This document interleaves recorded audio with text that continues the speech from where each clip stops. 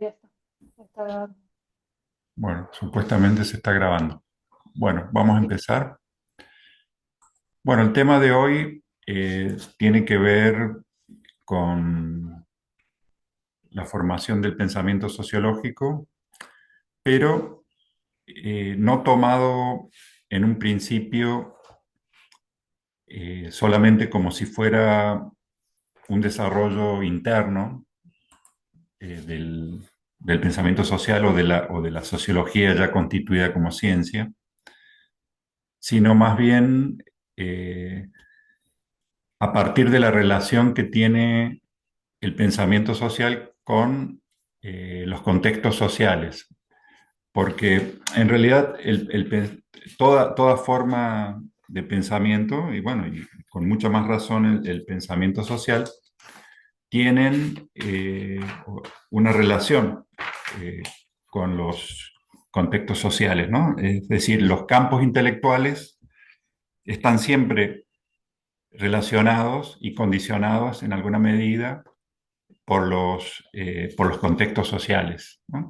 Es decir, que el pensamiento no se da nunca en un vacío social. Entonces,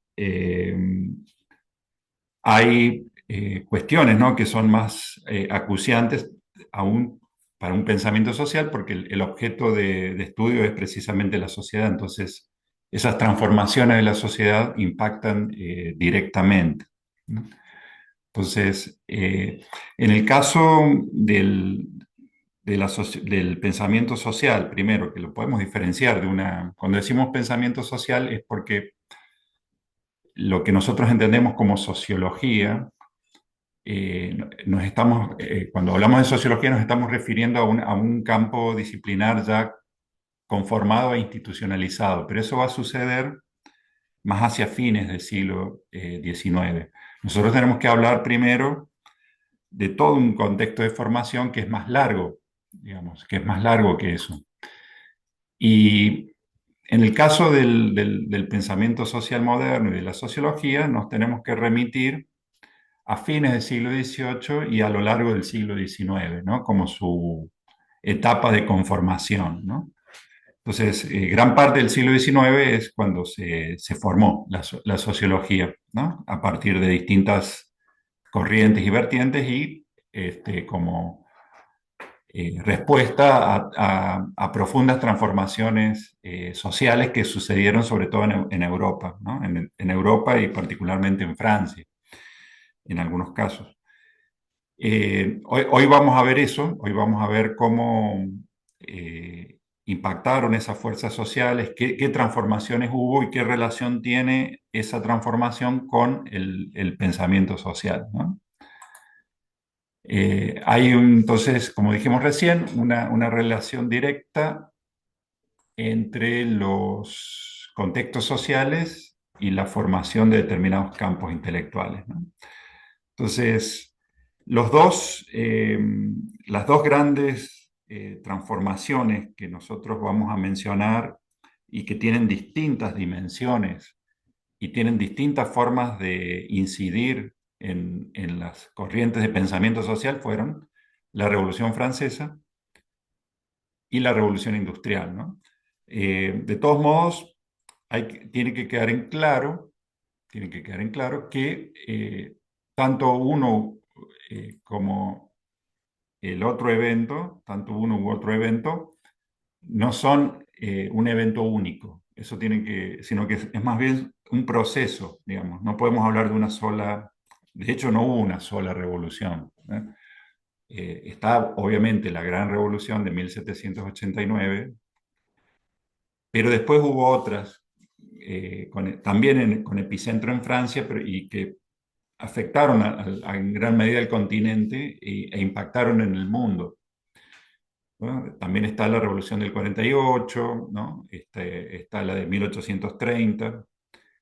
Y la revolución industrial también es un proceso continuo de transformación que se acelera a partir de determinado momento, ¿no? Sobre todo a partir de la primera mitad del siglo XIX. Entonces, eso hay que tenerlo en cuenta también.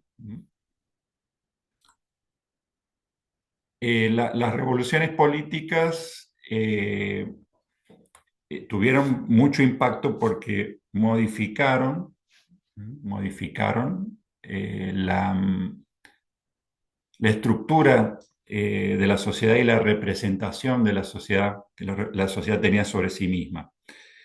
Eh, ¿Por qué, digamos, es importante esto? Porque, digamos, esa transformación va a generar reacciones en el pensamiento, va a generar deseos de restablecer el orden, va a generar análisis que se van a preguntar por qué se transformó la sociedad, pero el hecho es que la sociedad se transformó y, y dejó como algo inviable, digamos, viejas tradiciones de pensamiento que veían todo como parte de un orden natural, ¿eh? Entonces, la revolución lo que hace es acelerar el cambio y estimular el pensamiento sobre lo social, ¿no? Entonces,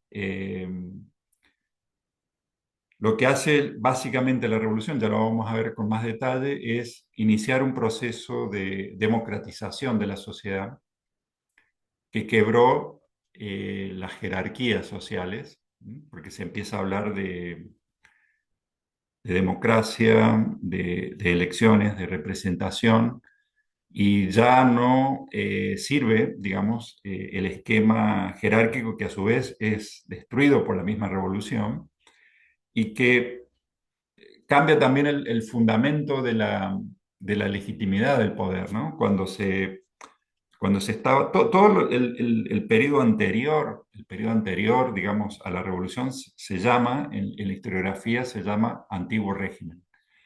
Todo el antiguo régimen se basaba en una idea de poder, donde este poder era intangible en el sentido que no se podía, era parte de un orden establecido y, y tenía, digamos, un cimiento en toda una serie de representaciones que tenían que ver con la obediencia a una autoridad,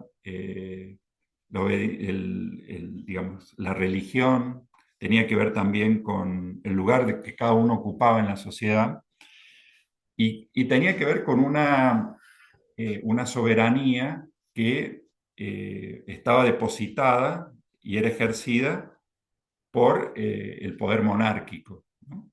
En ese momento, en Francia era un poder absolutista, que no quiere decir que fuera, que controlara todo, sino que precisamente era el vértice, digamos, de donde estaba estructurado todo el poder, digamos. Y eso se va a cambiar, porque se va a empezar a fundamentar todo en la soberanía nacional o en la soberanía popular. Entonces, es un giro amplísimo, digamos, muy profundo el que realiza la revolución, ¿no? Entonces, pero básicamente es como que muchas personas pierden su lugar y otras ocupan otro lugar, ¿no? Entonces, es muy importante eso. El otro evento, que también es un proceso, es también muy, muy profundo, ¿no? Tiene que ver con el cambio en el sistema productivo, ¿no? Que no, tampoco es una cuestión gradual, pero que también implica una transformación muy grande de la sociedad y también implica un impacto en el mundo. Porque ese impacto en el mundo tiene que ver con el hecho de que acelera la conformación de espacios económicos que son proveedores de materias primas. A su vez, se asienta en circuitos comerciales que ya estaban establecidos. Se basa también en la mano de obra esclava, ¿no? Que produce algodón, ¿no? Para la industria textil. Entonces, hay toda una serie de implicancias que no están estrictamente localizadas en Europa, sino que impactan al mundo, ¿no? Al Caribe, también en la India, porque ya los lugares donde donde tiene lugar la revolución industrial, ya eran imperios mundiales, ¿no? Eran imperios mundiales que estaban en contacto con regiones, más que en contacto, estaban en integración y en conflicto con regiones extraeuropeas, ¿no? Entonces no es un fenómeno estrictamente europeo. Entonces, la economía antes de la revolución industrial era fundamentalmente agrícola, ¿no? Y eso, cuando uno dice la economía, está hablando de muchas cosas, ¿no? Está hablando de formas de trabajo, de organización del trabajo, de sistemas de propiedad. Y ese, de ritmos, digamos, de trabajo, el trabajo agrícola era estacional, estaba muy ligado a la biología, digamos, porque tenía que ver con la maduración, digamos, de los cultivos, tenía que ver con la alimentación de los animales, tenía que haber varias condiciones para que el ciclo fuera algo fluido, ¿no? Se producían también, una variación climática provocaba una catástrofe alimentaria, eso pasaba en el antiguo régimen, porque bajaba la cosecha y se producía una hambruna, y si la población estaba mal alimentada, se propagaban más las enfermedades, ¿no? Entonces, ese era el ritmo, digamos, del trabajo agrícola, ¿no? Muy ligado al, al contacto directo con la tierra y con los animales, ¿no? Y eso era un mundo que todavía no estaba totalmente urbanizado, como va a ser a partir de la revolución industrial, ¿no? Y cuando se introduce la industria, ¿no? Bueno, tiene que ver también con el desarrollo del capitalismo, que hoy no nos vamos a extender, pero que después lo vamos a ver durante la materia, con las formas de acumulación, digamos, de beneficios y de innovación tecnológica que hacen que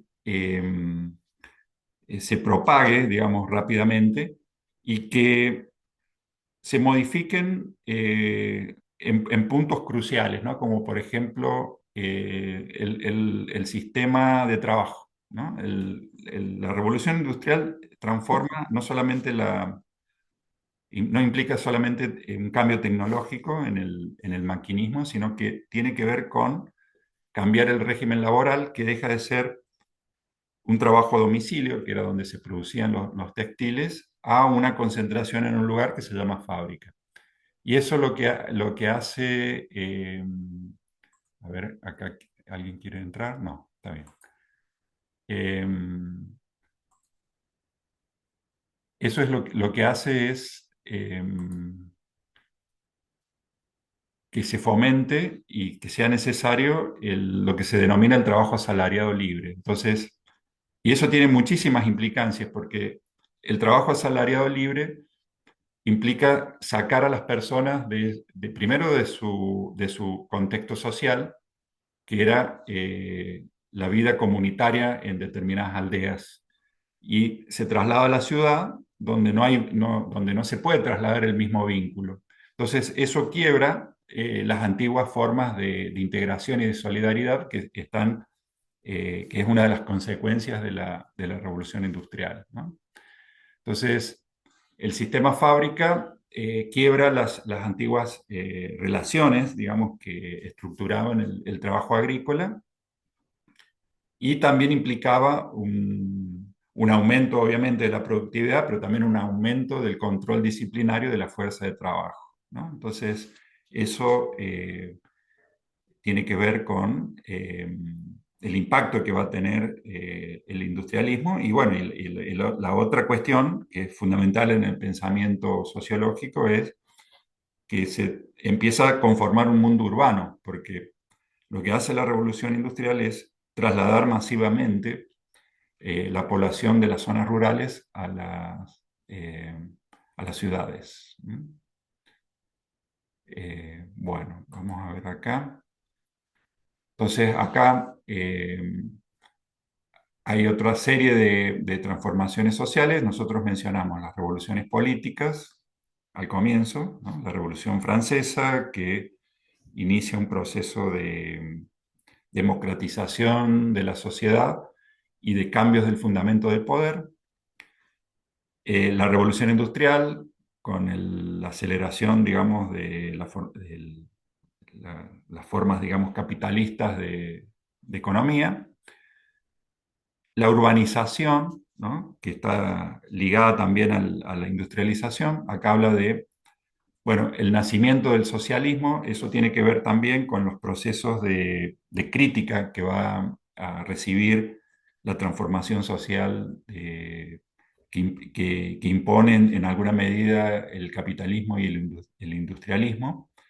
Empieza a haber como visiones alternativas de la sociedad, empieza a haber una crítica a cómo se está conformando la sociedad a partir de esas transformaciones y, digamos, surgen en ese proceso también de democratización nuevas fuerzas políticas, ¿no? Entonces, en el socialismo hay una crítica a la sociedad y eso implica también que hay como un intento de conocer los mecanismos de funcionamiento de la sociedad, ¿no? Entonces, se toma una distancia de lo social y se intenta objetivar y explicar el funcionamiento y a su vez tratar de intervenir para generar otra sociedad distinta. Eso es muy importante, ¿no? Y sucede en ese momento.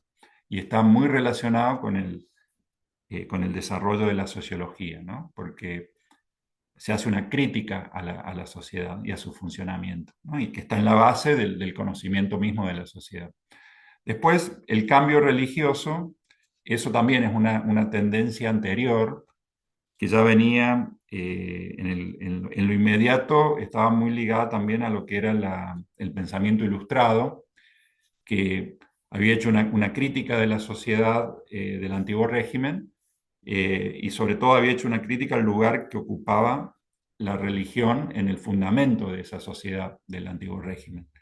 Entonces, el cambio religioso lo que significa es que hay una aceleración también de la secularización, que es un concepto que también vamos a ver, que significa que los parámetros de organización de la vida social y las representaciones, digamos, que la sociedad tiene de sí misma, dejan de estar ligadas a los fenómenos, digamos, explicativos de la religión, ¿no? Entonces, es como que empieza a ver, el mundo es cada vez más laico, por decirlo de alguna forma, y eso tiene que ver con el otro elemento, ¿no? Que es el desarrollo de la ciencia, ¿no? Y esto también es muy importante porque la ciencia que venía sobre todo del siglo XVII, la ciencia natural, que había también a su vez impactado en la filosofía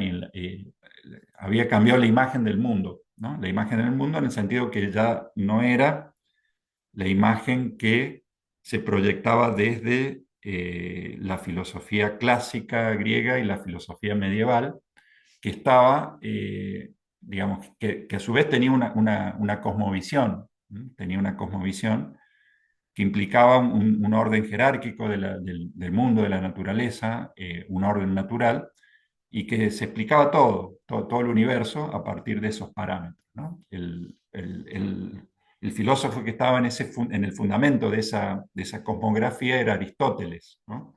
Desde la Alta Edad Media, ¿no? Se había introducido, bueno, saliendo de la Alta Edad Media, ya sería más bien para la Baja Edad Media, o sea, a partir del siglo XIII, ¿no? Del siglo XIII, XIV y XV, ahí se hace dominante, digamos, esa visión, pero va a entrar en crisis por la reforma protestante, por el contacto con otros mundos extraeuropeos, y eso, bueno, se va a empezar a transformar, a mellar, digamos, esa visión.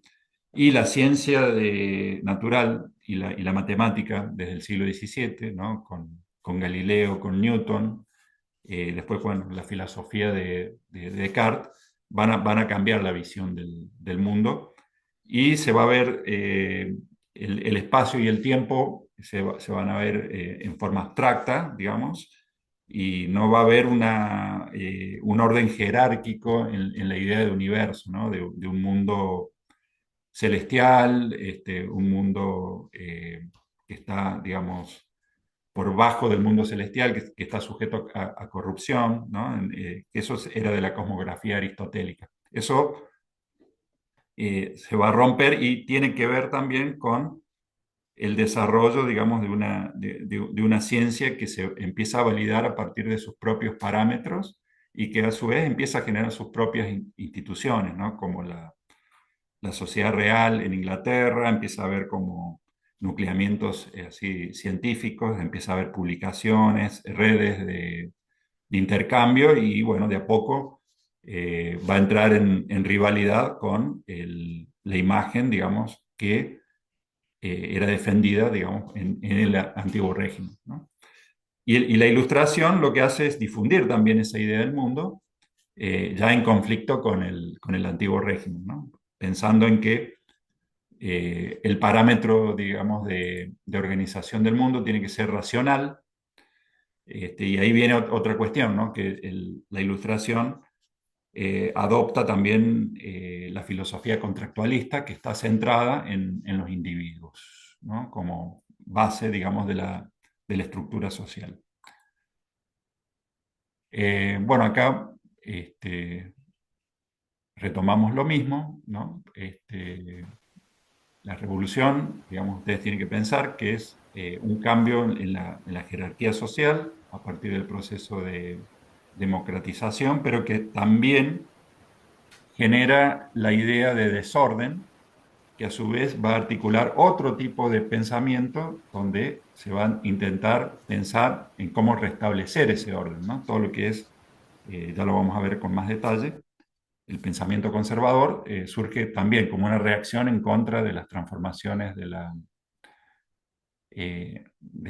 revolución, ¿no? Entonces, bueno, la industrialización, eso que mencionamos recién, cambio estructural en el sistema productivo, que se basa en el trabajo asalariado.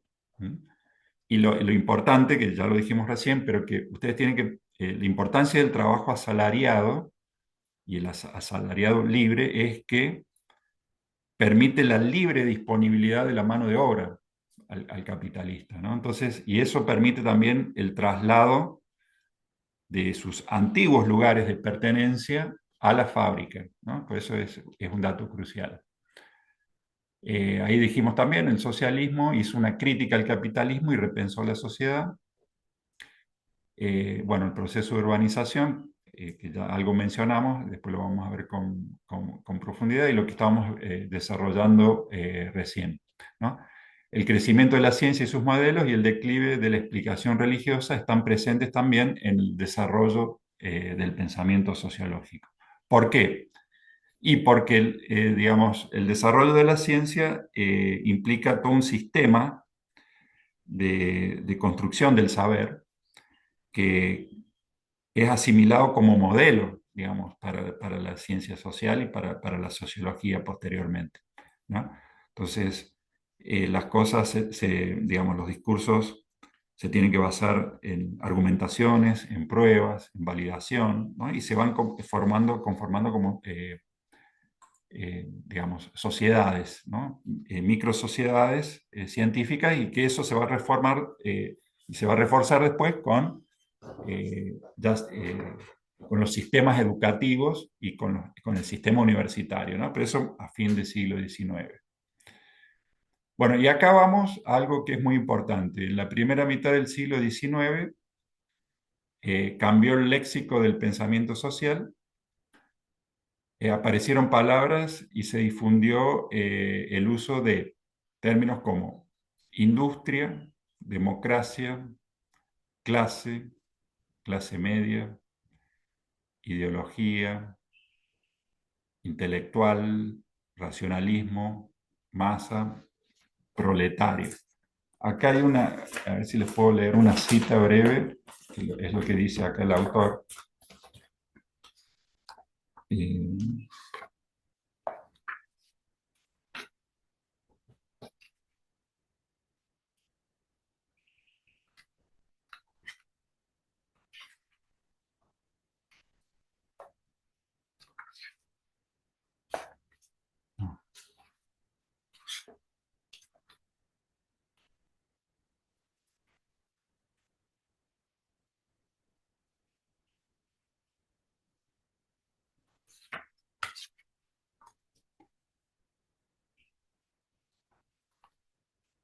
Dice, el periodo comprendido por el último cuarto del siglo XVIII y la primera mitad del siglo XIX es desde el punto de vista del pensamiento social uno de los más ricos de la historia en lo que atañe a la formación de palabras, dice Robert Nisbet. Eh, Dice, consideramos las siguientes inventadas en ese lapso o modificadas para darle el sentido que hoy tienen. O sea, no quiere decir que necesariamente hayan sido inventadas de la nada, pero sí adquirieron el sentido que tienen hasta el día de hoy. Industria, industrialista, democracia, clase, clase media, ideología, eso que vimos recién, intelectual, racionalismo, humanitario, atomístico, masa, comercialismo, proletariado, colectivismo, igualitario, liberal, conservador, científico, utilitario, burocrático, capitalismo. Y también la palabra crisis. Bueno, todo eso articula un nuevo, digamos, ese léxico es en realidad como un indicio, un síntoma, digamos, de una transformación, primero en el pensamiento, ¿no? En la forma, porque eso, digamos, no son palabras sueltas, eso empieza a entrar en formas discursivas que sirven para explicar lo que está pasando en la sociedad. Y después, bueno, son la consecuencia, digamos, de esas grandes transformaciones que, que están en el fin del antiguo régimen, ¿no? Que si nosotros las organizamos en dos núcleos, está obviamente la revolución y la industrialización, pero que tienen como muchísimas más ramificaciones. Bueno, si nosotros nos situamos ya más en el pensamiento, digamos, que también muy interesante, es importante retomar esta idea de que el pensamiento no hay que verlo como una cosa aislada, ¿no? Como una cosa aislada, sino que, bueno, todo lo que estamos desarrollando ahora tiene que ver con relacionar esas formas discursivas y esas explicaciones que están que empiezan a aparecer en el pensamiento social, pero en relación directa con el contexto, digamos, de lo que está pasando, ¿no? Eh, Como eso no, digamos, no se piensa desde la nada en relación al contexto, pero tampoco se piensa desde la nada en relación a cómo se ha ido conformando el pensamiento.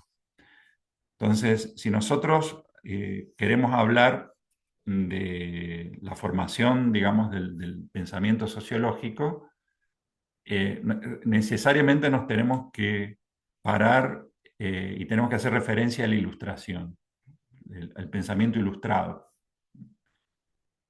Pero también eh, hay una influencia muy poderosa y muy importante del pensamiento que reaccionó contra la Revolución Francesa.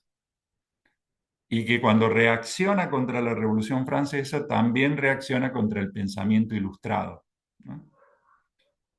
El pensamiento ilustrado era, era una forma de ver el mundo basada en la razón, digamos, la razón humana, no en base a otro tipo de explicación, ¿no? Que eran más típicas, digamos, de las sociedades tradicionales, ¿no? Que obviamente se basaban en legados, en herencias, en tradiciones, en autoridades naturales, ¿no? Estamos hablando de sociedades que todavía son básicamente sociedades rurales, donde hay mucha influencia de los sacerdotes y de las formas tradicionales de saber, ¿no? Que se van transmitiendo también por vía oral, ¿no? Porque mucha población no está alfabetizada. Y la ilustración lo que hace es decir, no, el parámetro es estrictamente humano, es racional, está centrado en el individuo, porque a su vez la ilustración pensaba en un contractualismo, digamos, como forma de articular la sociedad. Y tenía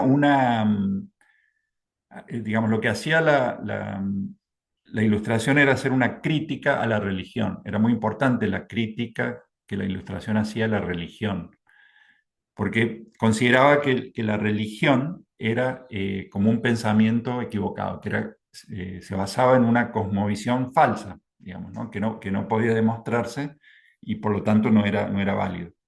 Entonces, esa forma, digamos, de sostener el orden social basado en un esquema que, no, que la Ilustración lo consideraba falso, era, digamos, una de sus principales críticas, ¿no? Entonces, estos pensadores, los pensadores que van a reaccionar contra la Revolución Francesa y contra la Ilustración, precisamente lo que van a hacer es revalorizar y rescatar y poner como base, digamos, de la organización de la sociedad, nuevamente, digamos, lo que sería una religión tradicional, ¿no? Sobre todo el catolicismo. Entonces, estos pensadores, sobre todo Bonal de Mestre, hablan hablan del catolicismo tradicional. En cambio, Saint-Simon y Comte proponen una religión distinta, ¿no? Pero están pensando en una, digamos, un reordenamiento social, ¿no? Eh, Acá hay, digamos, algo que parece, que pueda parecer un poco extraño, ¿no? Digamos, de dedicarnos a ver cómo se conformó una vertiente de pensamiento en ese cambio del siglo XVIII al siglo XIX, en reacción a los efectos de las revoluciones. Pero es importante considerarlo porque tienen que ver con el desarrollo del pensamiento social, ¿no? Esto que hablábamos recién, hay 10 características, un autor que se llama Zeitlin, un sociólogo, que es precisamente un historiador del pensamiento sociológico, además de sociólogo. Entonces, la ilustración, digamos, porque digamos, dijimos recién que este pensamiento, digamos, que se empieza a articular, que hace una crítica al proceso revolucionario y a la ilustración, la crítica que se hace es que la ilustración concebía lo social a partir del individuo. En cambio, el pensamiento conservador clásico, digamos, que se forma en esta época, pensaba en términos de sociedad, en términos de conjunto. Y la sociedad no era un mero agregado de individuos, sino que era una entidad en sí misma, ¿no? Y que tenía sus propias leyes de desarrollo. Fíjense qué importante que es esto para el desarrollo del pensamiento social. Después, la sociedad era la unidad de análisis más importante, más que el individuo, y la sociedad creaba al individuo. Ustedes fíjense cómo, por ejemplo, en el caso de el racionalismo filosófico, ¿no? Por ejemplo, un filósofo como Descartes, que es del siglo anterior, ¿no? No es un ilustrado Descartes, digamos, es anterior, pero tiene que ver con el racionalismo ilustrado. Eh, Él, digamos, toda su filosofía está centrada en el sujeto que conoce, pero que es un sujeto individual, digamos, ¿no? Y ahí da inicio, digamos, a esta forma de entender lo racional, pero que está centrado en un sujeto, ¿no? Entonces, el camino que hace el pensamiento conservador no es partir, digamos, del individuo, del sujeto cognoscente, sino que precisamente va a empezar por una entidad que es supraindividual, ¿no? Que trasciende lo individual, que es la sociedad, y que en alguna medida también tiene que ver con la divinidad, ¿no? La sociedad es una unidad de análisis más importante y más que el individuo. ¿Por qué? Porque la sociedad es la que crea el individuo.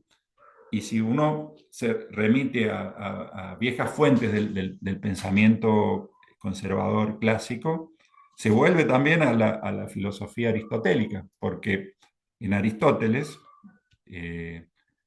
cuando habla, por ejemplo, en la política, cuando habla de cómo surge la sociedad, la sociedad política, él dice, bueno, no surge, obviamente, por un contrato, como en el pensamiento ilustrado. Eso es moderno, porque están partiendo desde el individuo. La sociedad surge por agregación, digamos, desde la unidad familiar, por un proceso de unificación de linajes, ¿no? Se van formando, digamos, las aldeas hasta llegar a una unidad mayor que es la polis. Es por una fusión sería como una fusión de células, ¿no? Que conforman el organismo social. Y la célula el linaje familiar, ¿no? Fíjense cómo allí se ve un camino distinto para ver cómo se conforma la sociedad. Entonces, las partes de una sociedad están interrelacionadas e interdependientes, ¿no? Entonces, esa idea es como, da una idea funcional también de la sociedad, una idea organicista. ¿Por qué? Porque puede haber diferencias entre las partes, pero todas las partes dependen entre sí y están interrelacionadas, ¿no? Entonces, no se está pensando en individuos aislados, ¿no? Después, otro componente es que el cambio es visto como amenaza, ¿m? Como sufrimiento y desorden. ¿Por qué? Porque si hay un orden establecido, ese orden es el orden natural, digamos, de lo social, que está integrado. Y si se produce una transformación, eso se asimila a una catástrofe, digamos. Es como casi como una catástrofe natural. Es peor si es una catástrofe que está inducida por la acción de determinadas personas, ¿no? Como en el proceso revolucionario, ¿no? El hecho de querer cambiar la sociedad es visto desde el pensamiento conservador como un acto de soberbia, como un acto de querer hacer de demiurgo, ¿no? Como de hacer o de aprendiz de brujo, que eso también es una vieja leyenda que también explica, digamos, la idea de transformación como algo que uno interviene y se sale de cauce, digamos. Entonces es mejor dejar las cosas que ya están acomodadas por un proceso histórico que excede a la capacidad de comprensión de un individuo, y ese individuo, digamos que si quiere cambiar, se erige, digamos, en un lugar que no le corresponde, ¿no? Que sería más o menos como un lugar de Dios. Entonces, es visto como algo muy, muy negativo, ¿no? Perdón. No hay nadie Bueno, después otra característica eh, es que, bueno, los diversos componentes de la sociedad eran útiles tanto para sí misma como para los individuos. Es decir, que no se pensaba en los efectos eh, particulares sobre los individuos. Eso cómo se podría eh, ejemplificar. Y, por ejemplo, como cuando se habla de un sistema de trabajo, digamos, eh, que por ahí, digamos, organizado, por ejemplo, en gremios, en cofradías, digamos, que tienen un efecto, digamos, de protección sobre quienes pertenecen. Pero si uno considera la totalidad, bueno, puede haber individuos que quedan afuera, pero bueno, pero es más importante el hecho de que todos encuentren un sistema de protección. No sé si queda claro. Por otra parte, digamos, los efectos digamos, el hecho de que haya una jerarquía, bueno, eh, el hecho de que haya una jerarquía le da el poder a determinados grupos de personas, ¿no? Que están imbuidos, digamos, de esa autoridad legítima, como puede ser los sacerdotes, los nobles, y, digamos, y ese efecto, digamos, es la desigualdad. Pero bueno, la desigualdad no es vista como una consecuencia negativa porque hay como una armonización y una división de funciones. Pero bueno, no se lo considera, digamos, a nivel individual, digamos, el hecho de que hay personas que no van a poder salir nunca de su lugar. Se lo ve como un costo asumido por parte, digamos, de haber establecido un orden social que es más beneficioso que el desorden, ¿no? Sería algo así. Después, las pequeñas unidades sociales como familia, vecindario, grupos, y grupos así pequeños eran esenciales para la sociedad, ¿no? Todo ese pensamiento de la sociabilidad de pequeñas comunidades como elemento de contención es también propio del pensamiento conservador, ¿no? Por eso se habla de la escuela, la parroquia, el vecindario, la comarca, ¿no? Todas esas pequeñas unidades donde la gente se conoce, donde puede desplegar también sus afectos, ya lo vamos a ver cuando veamos las contraposiciones, están muy propios, son propios de este pensamiento, ¿no? De este pensamiento conservador que reacciona contra la Revolución Francesa. Después, por ejemplo, obviamente las tendencias de urbanización, industrialización y burocratización se veían como desorganizadoras, ¿no? Desorganizadoras de lo social, ¿no? ¿Por qué? Y porque la urbanización, la industrialización y la burocratización implican un proceso de despersonalización de las relaciones, ¿eh? Entonces, el antiguo régimen se basaba en relaciones personales, tipo cara a cara, ¿no? Digamos, obviamente, hay patrones y clientes, ¿no? Que están subordinados, pero se conocen y bueno, después, eso que hablábamos recién, la comarca, la familia, la parroquia, todo eso integra, digamos, comunitariamente. En cambio, un proceso de urbanización hace que las reglas sean impersonales, válidas para cualquiera.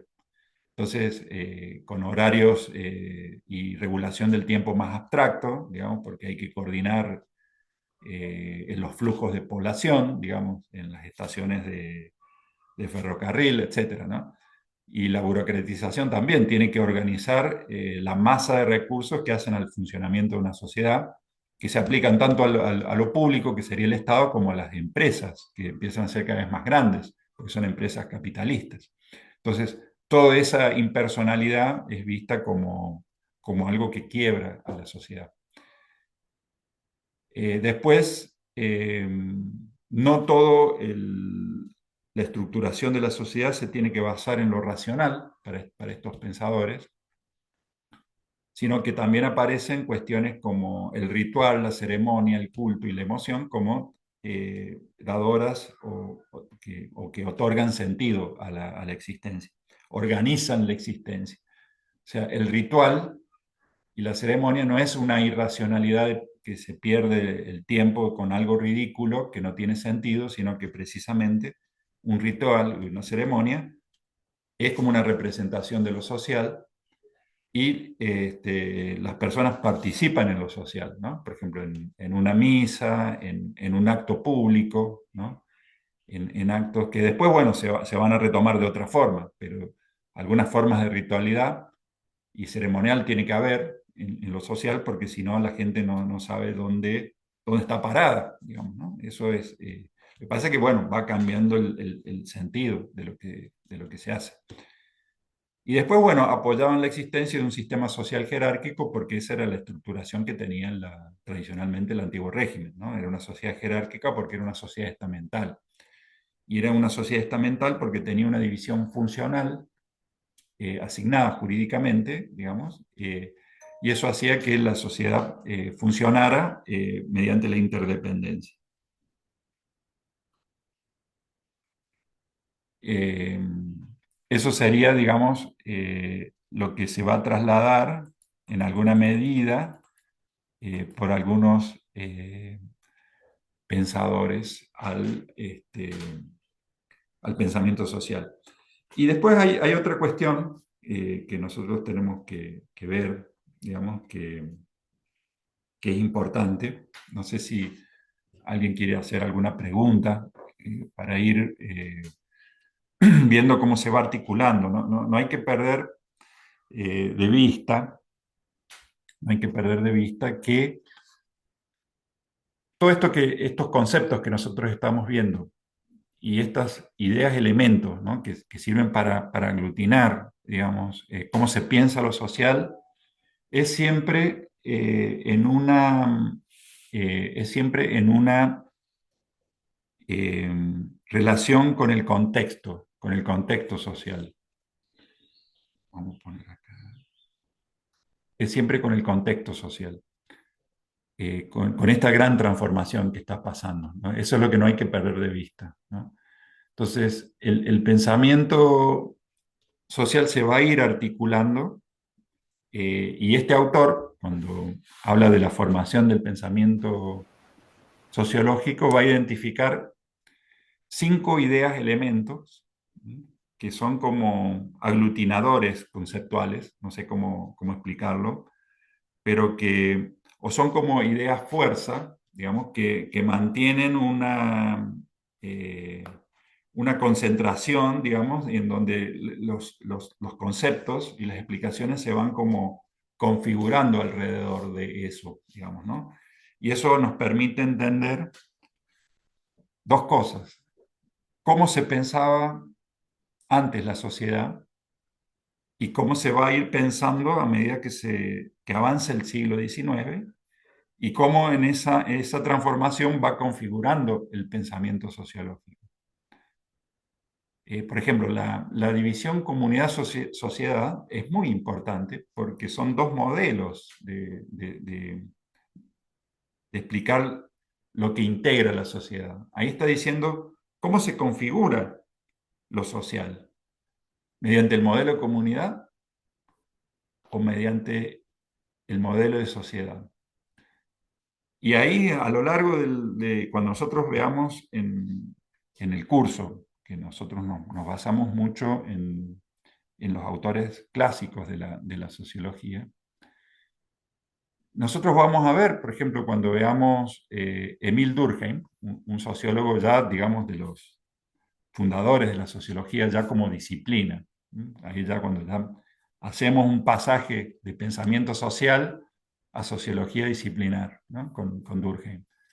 Durkheim va a hablar de dos tipos de solidaridad, la solidaridad mecánica y la solidaridad orgánica. Bueno, pero el eje vertebrador, digamos, de ese modelo, que ya vamos a ver de qué se trata, es esa contraposición de comunidad y sociedad. Había un autor, eso después lo van a ver cuando subamos la clase, después en el PowerPoint yo lo voy a poner, lo voy a agregar. Tönnies se llamaba, ¿no? Que escribió un libro, Comunidad y Sociedad, en alemán. ¿Sí? Escribió un libro sociológico, que es un libro clásico de la sociología. No se lo lee tanto como la obra de Durkheim, de Marx y de Weber, pero es importante en el desarrollo de la sociología, se basa en esa distinción, ¿no? Después, por ejemplo, la distinción, que ya la vamos a ir viendo con más detalle, autoridad-poder. Bueno, la autoridad tiene que ver con lo que se considera, en cierta forma, una autoridad es un poder legítimo. En cambio, el poder es la relación de fuerza, digamos, ¿no? Pero cuando la autoridad no funciona más como funcionaba en el antiguo régimen por una relación personal, por una relación, por una asignación de prestigio, por una asignación de prestigio, por una asignación de sentidos de pertenencia, ¿no?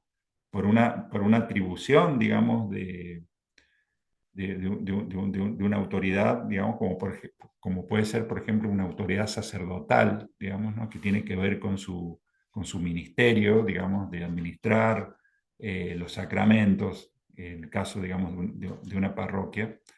Cuando eso se hace, cuando las relaciones se vuelven impersonales, cuando se habla de una urbanización, digamos, de una metrópolis, o cuando se habla de un Estado, de un Estado centralizado, burocrático, esa lógica de autoridad no funciona, no funciona más. Entonces, bueno, aparecen formas de poder, digamos, ¿no? Que en algunos casos es el poder de la masa, digamos, representada en determinados personajes, ¿no? En los procesos revolucionarios. Eh, entonces va a ser, estamos en otra relación, digamos, de poder, ¿no? Poder-autoridad.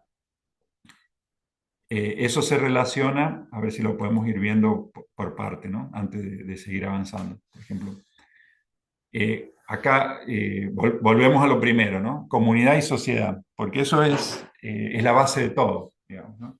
Es la base de todo.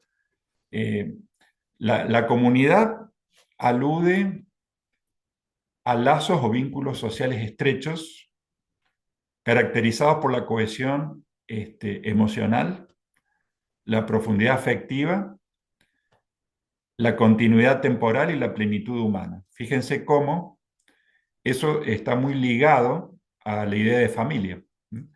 Porque en qué lugar eh, hoy podemos pensar en la familia, pero en el antiguo régimen esa idea de la familia era mucho más extensa, digamos, y se podía aplicar a la comarca, a la aldea, que tenía sus autoridades, ¿sí? Como vamos a ver más abajo, que se basaban en ese tipo de vínculo, digamos, ¿no? Era un vínculo basado también en lo emocional, en una serie de creencias que le otorgaban, ¿sí? Una autoridad legítima a las personas, sobre todo estamos hablando del padre de familia, estamos hablando del rey, estamos hablando de determinados nobles y estamos hablando de los sacerdotes, ¿no? Cuando hablamos de autoridad. Pero el lazo, digamos, el lazo, el vínculo es de tipo emocional y es basado también en una proximidad física de la relación cara a cara. Entonces, y todo eso se relaciona también con la continuidad temporal. ¿Por qué? Porque la continuidad temporal es lo que permite a su vez también la profundidad afectiva, ¿no? Porque no es a término, digamos, no es una relación a término, como serían las que se van a ver en el otro modelo, digamos, que es para un fin específico. Entonces, es para un fin específico y por un tiempo determinado. Entonces, hacemos esto, digamos, nos juntamos para hacer, digamos, para lograr un determinado objetivo, ¿no? Como puede ser tener una ganancia, concretar ventas, ¿no? A organizar un negocio. Y ahí ya va a ser distinta la relación. Entonces, la sociedad se estructura de otra forma. Ya no es el vínculo estrecho, cara a cara, no es el vínculo profundo, emocional, continuo, sino que es de gran escala, impersonal y contractual. Es decir, que tiene eso que hablábamos recién, una finalidad definida. Es como, por ejemplo, cuando uno se establece, digamos, cuando uno dice a gran escala. Bueno, el tipo de vínculo a gran escala es cuando se conforman esas grandes sociedades urbanas, ¿m? Y esas grandes sociedades que se pueden visualizar a partir también, ya a fines del siglo XIX, a partir de los medios de comunicación. La relación es impersonal. ¿Por qué? Porque si no, no podría funcionar. Es decir, uno va a tiene también que ver con el desarrollo de la utilización del dinero. Si uno va a comprar, por ejemplo, una entrada, digamos, o un boleto para el ferrocarril o para el colectivo, quien lo vende no importa a quién se lo está vendiendo y el que lo compra no le importa quién sea el vendedor. Podría ser intercambiable, podría ser cualquier otra persona, y está establecido la función que es mecánica, digamos, en el sentido que se le vende a quien compra con el dinero. Entonces, ese tipo de vínculo impersonal es el que empieza a predominar en el modelo de sociedad. Y después dice vínculos contractuales. El vínculo contractual es cuando se forma una asociación para un determinado fin. Por ejemplo, un club deportivo. Un club deportivo, si bien puede establecer lazos perdurables y de sociabilidad, que son muy útiles, tiene una finalidad específica. Entonces sería como el del modelo de sociedad. O, por ejemplo, armar una pequeña empresa. Armar una pequeña empresa es para obtener, digamos, beneficios, digamos, con la venta de un determinado producto. Entonces, la relación que se va a tener es de tipo contractual, cuando son empleados, digamos, o cuando utiliza empleados como fuerza laboral. Distinto es, por ejemplo, si es obviamente una empresa familiar, el otro tipo de relación, pero bueno, empieza a haber otro tipo de problemas también. Pero en el caso, digamos, de la relación contractual, bueno, es la relación laboral, es la relación que hay, por ejemplo, en la administración pública, ¿no? Cuando se hace un trámite, se sigue una forma, se sigue un procedimiento y uno va a seguir el procedimiento, no importa quién sea el empleado, si es un empleado A o B o C, o el funcionario tal, digamos, es el que está cumpliendo lo inherente a ese cargo, digamos, que está en una estructura burocrática. Y lo mismo, desde el otro punto de vista, quien inicia el trámite, desde el otro punto de vista, no importa quién lo haga, si cumple los requisitos y lo va formulando de determinada manera, le tiene que dar curso. Por supuesto que estos son modelos, no es algo puro, y a veces se mezclan según el grado de impersonalización. Pero lo impersonal es típico del modelo de sociedad. Eso sería lo definitorio. Impersonal y contractual. Contractual para limitar la finalidad y para limitar la temporalidad. No sé si queda claro. Y otra cuestión es que, digamos, cuando nosotros hablamos de comunidad y sociedad, la relación es de transformación de una en otra, en donde precisamente el problema sociológico, el problema de la modernidad, es que precisamente se van perdiendo los beneficios, los efectos y las características del modelo comunitario y van predominando los del modelo de la sociedad.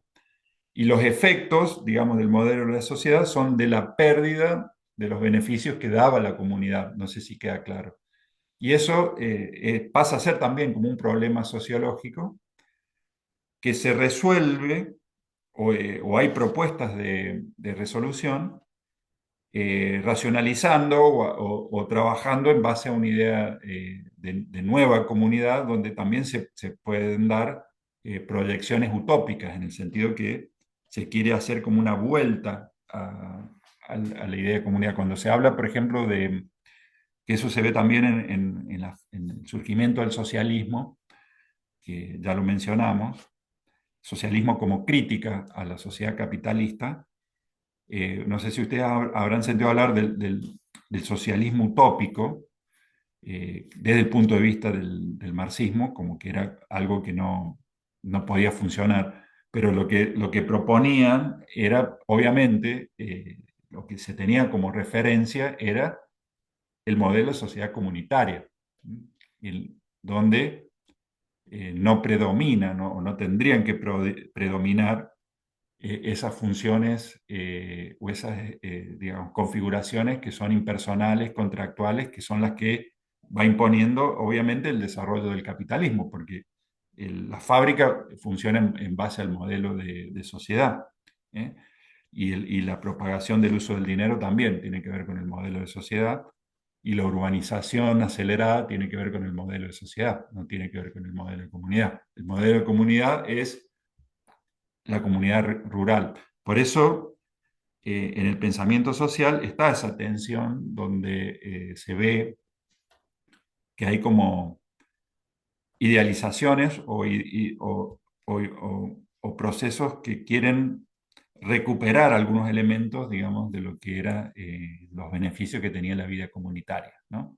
Sin perder, obviamente, lo que había significado la aceleración del cambio tecnológico que estaba también en la transformación de la sociedad.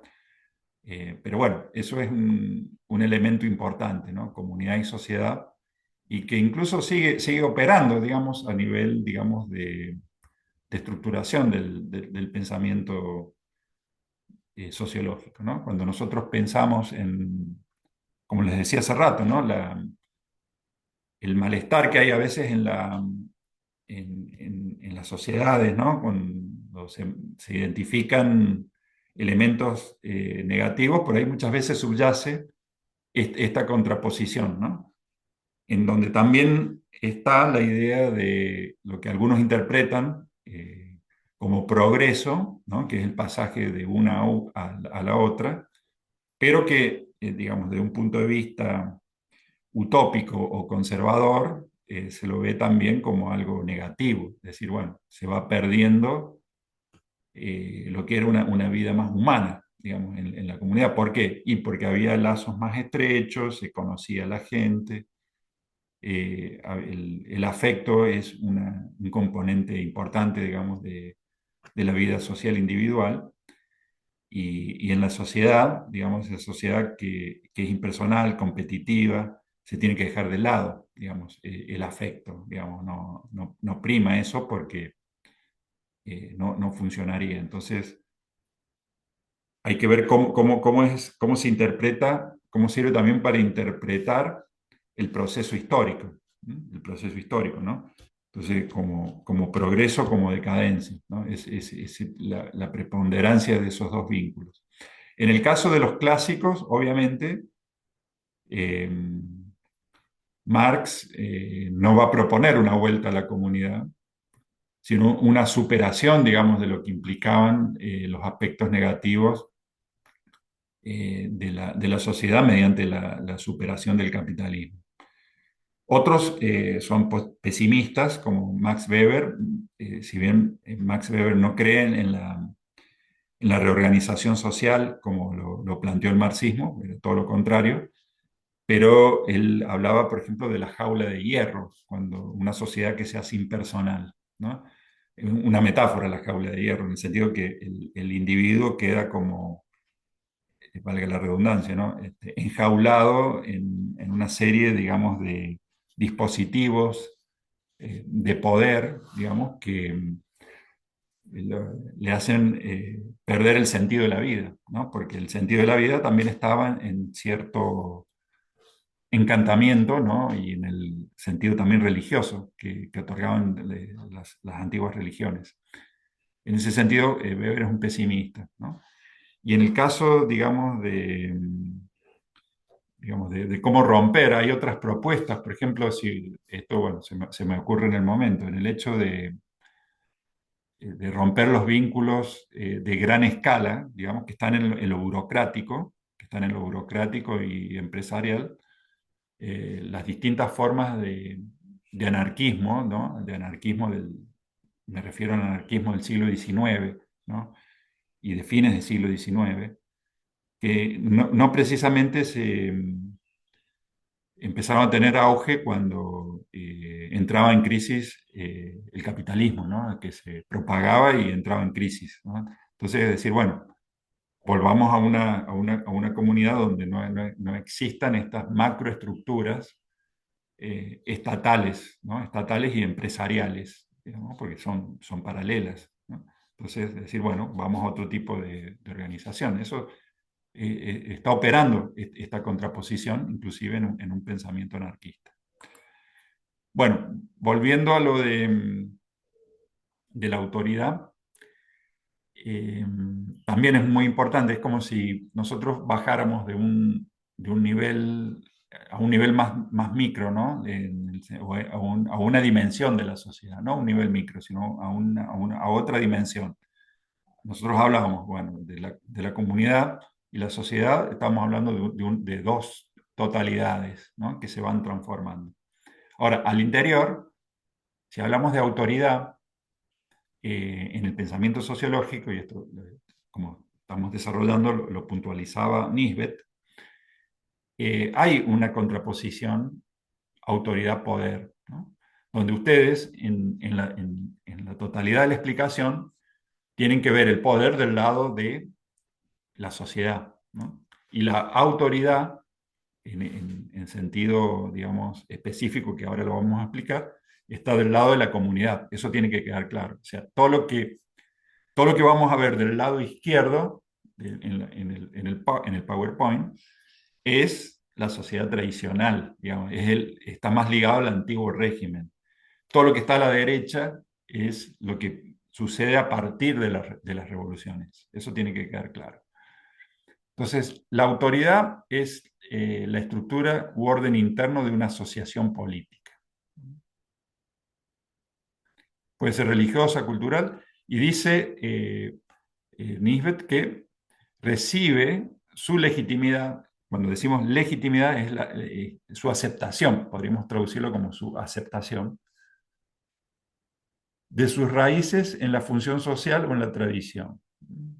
La autoridad era social, distribuida en la sociedad y en pluralidad de centros. ¿Qué quiere decir esto? Que estaba distribuida en distintas comunidades, en distintas parroquias, como mencionábamos hace rato, en distintas estructuras, digamos, asociativas, ¿no? Puede ser un gremio, puede ser como dije recién, ¿no? En el caso de los sacerdotes, puede ser una escuela, una pequeña escuela, ¿no? Con el maestro, o quien impartiera las primeras letras. Podía ser también, ¿no? El noble que era propietario de una heredad, ¿no? Que establecía relaciones que tenían un origen feudal, pero bueno, eran relaciones personales. Y básicamente una sociedad jerárquica, que es decir, que no cualquiera podía practicar, digamos, esa posición, tener esa posición, ¿no? Porque eso era parte de un orden heredado. En cambio, el poder se identifica con la fuerza militar, policial o de la burocracia administrativa. Y a diferencia de la autoridad intrínseca, digamos, de la posición en una sociedad comunitaria tradicional, dice Nisbet, tiene el problema de la legitimidad. Tiene el problema de la legitimidad. ¿Por qué? Porque tiene que imponerse de alguna manera en una estructura que es mucho más grande e inestable, digamos, ¿no? Porque son grandes conglomerados sujetos a transformación, son los estados que tienen que tener su propio sistema de legitimación, ¿no? En el sentido que tienen que ir rotando, tienen que dar respuesta a multiplicidad de problemas. Entonces, ese poder político, digamos, y cuando si ustedes leen esta descripción, el poder era político, no social, político, quiere decir que es específico de las estructuras administrativas o que se basan en estructuras administrativas o que van a basar en la posibilidad de usar la fuerza. En cambio, la autoridad social, por ejemplo, la autoridad intrínseca del padre de familia, de la sociedad del antiguo régimen, como dijimos hace rato, similar a la del rey, no se basa en la amenaza del monopolio de la fuerza, sino que es intrínseca a la estructuración social, está en el orden natural, está aceptada.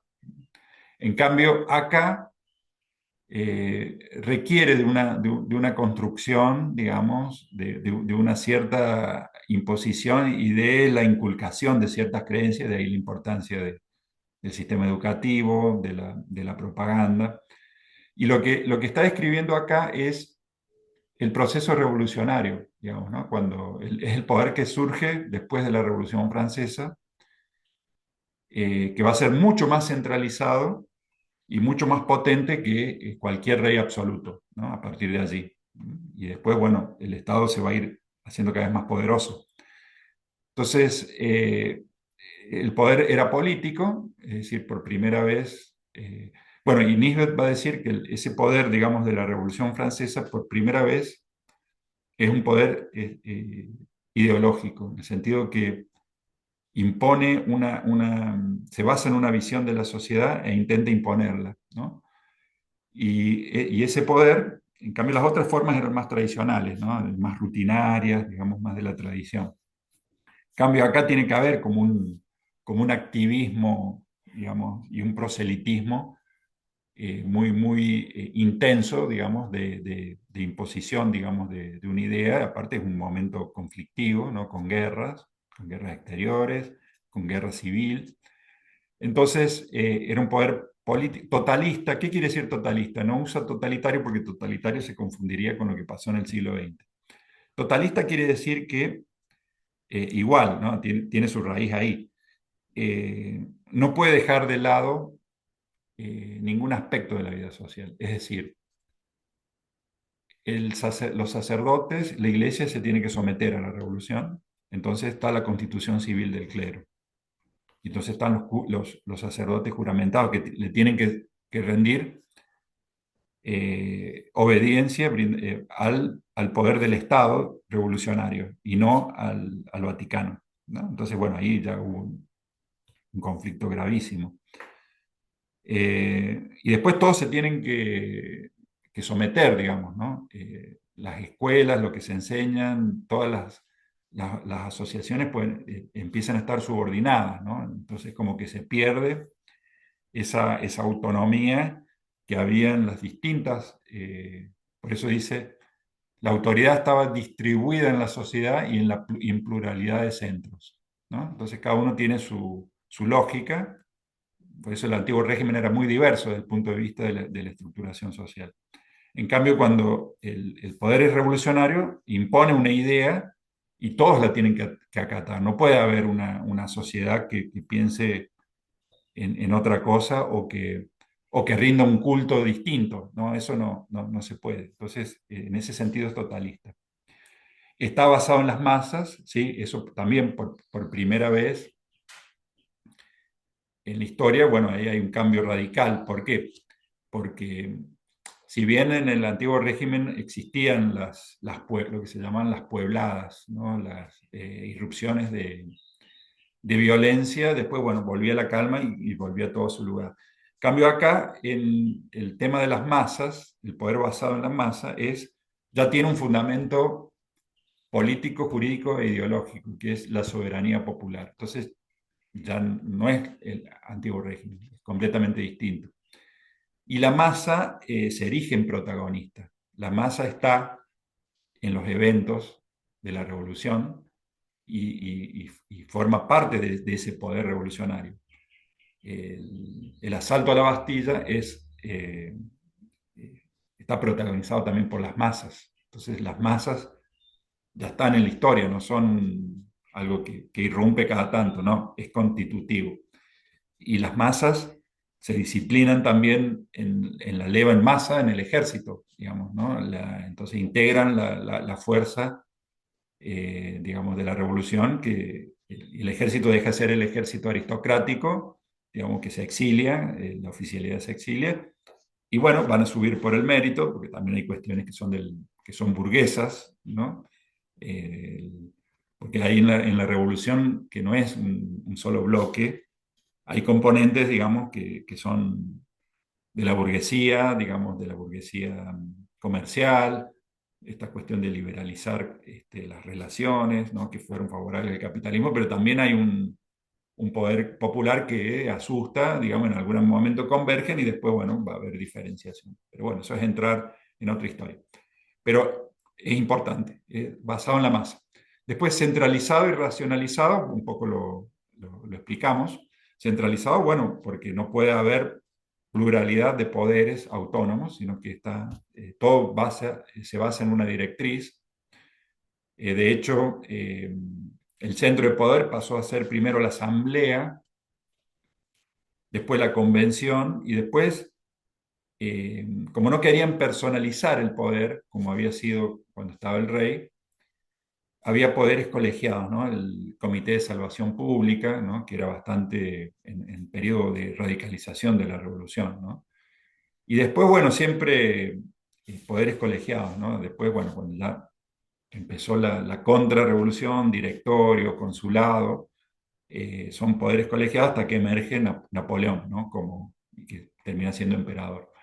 Pero en general es un poder centralizado, pero no está digamos, y también es impersonal, en el sentido que ahí lo impersonal es para lo que es burocrático, en el sentido que no está racionalizado, no se basa en la distinción personal, porque son todos ciudadanos. Eso también tiene que ver con el tema de quebrar las jerarquías, ¿no? El otro poder, el de la autoridad, el de la sociedad, el del antiguo régimen era jerárquico porque era una sociedad orgánica. En cambio, el poder posterior a la revolución es democrático. ¿Por qué? Porque se basa en una ciudadanía, ya no hay distinción de rango. La distinción va a ser, va a ser la diferencia económica, pero no la calidad, digamos, de ciudadano, en el sentido de que igual no todos van a tener el mismo derecho a la votación. Eso también se ha hablado de ciudadanos activos y pasivos. Tampoco había voto femenino, digamos, en Francia, digamos, en todo este periodo. Es decir, que se mantenían ciertas jerarquías, pero en realidad había como una enunciación de una ciudadanía universal, digamos, ¿no? Eran ciudadanos. Pero bueno, después las votaciones, el sufragio universal masculino se aplicó en el 48, a partir de la Revolución del 48, ¿no? Antes no, era un sufragio censitario. Pero la tendencia era democrática, ¿no? Eso es lo que pasa también, ¿no? Cuando uno, por ejemplo, ve un modelo, es muy explicativo el modelo y hay que verlo así, desde un modelo. Pero después cuando uno va entrando en los casos, digamos, va entrando en el proceso histórico, bueno, empiezan a aparecer, digamos, cuestiones que hay que ir comparando, ¿no? Y viendo progresivamente, porque por ahí están así. Uno dice, sí, ciudadanía universal, pero bueno, en la práctica no todos eran iguales, digamos, eran todos ciudadanos, pero no todos eran iguales. Y después, bueno, existen otros mecanismos donde se van manteniendo, digamos, las diferencias, o se trasladan a otro campo, digamos, en una sociedad que deja de ser rural, que deja de ser agrícola, y se transforma en comercial, urbana, industrial.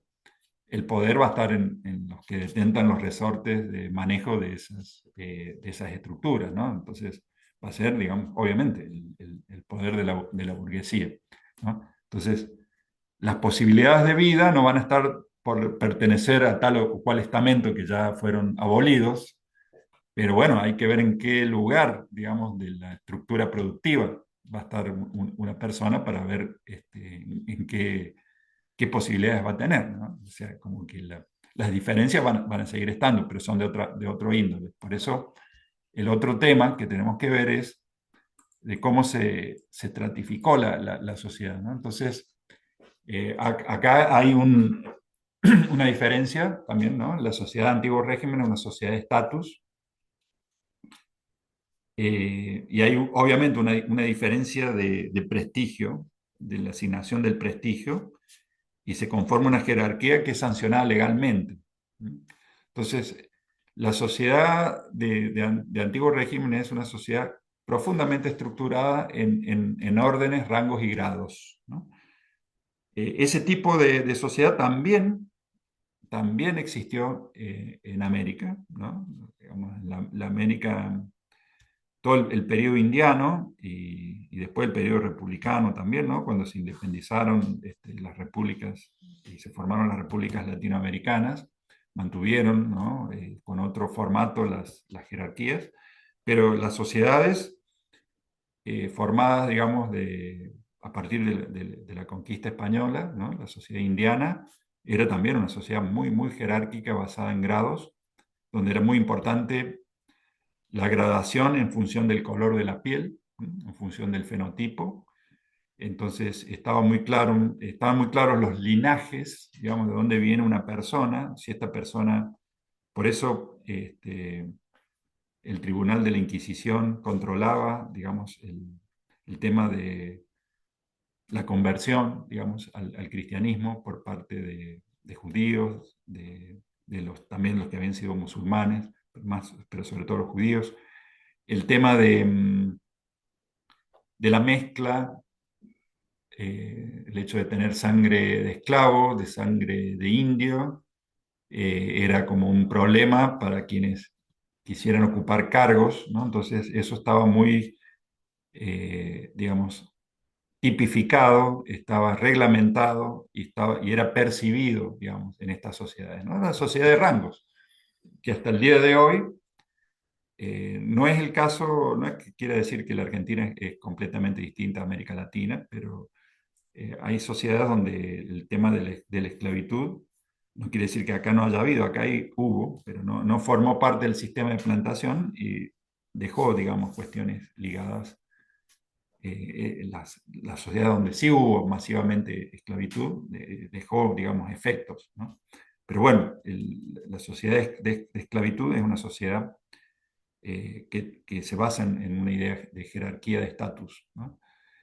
Entonces, cada uno puede actuar de una determinada forma o no, digamos, según la pertenencia. Entonces, va a tener determinado tipo de trabajo si pertenece o no pertenece a tal o cual estamento.